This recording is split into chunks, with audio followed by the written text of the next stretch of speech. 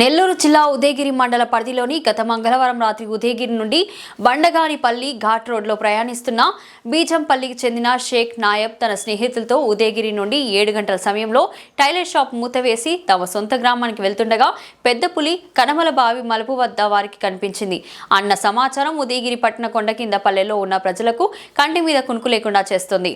గత రాత్రి పోలీసులు అటవీ శాఖ సిబ్బంది కొండ కింది గ్రామాల్లో దండోర వేయించి ఎలా జాగ్రత్తలు పాటించాలో తెలియజేశారు.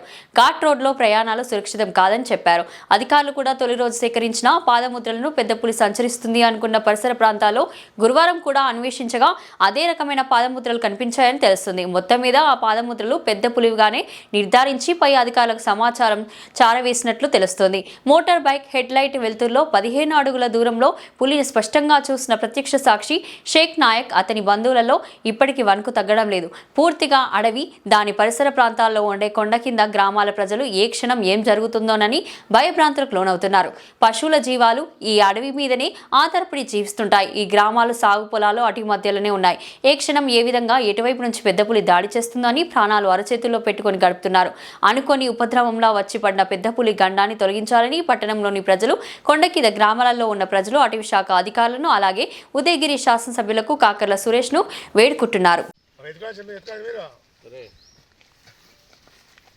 అది ప్రింట్ అది ఓకే అంటే ఇది కారాంగ బంద్ చేయడా ఉంది కాళ్ళు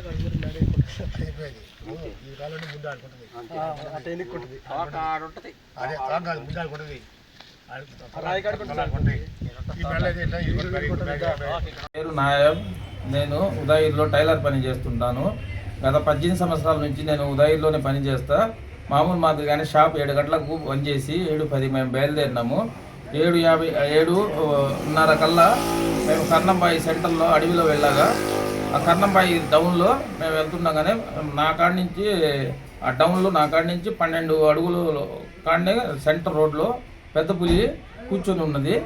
మేము బండి ఆపి చూస్తానే ప్రశాంతంగా లేచి అదే దారిన చిన్నగా ఒక సైడ్న వెళ్ళిపోయింది, ఆ కోర్సకొండ సైడు.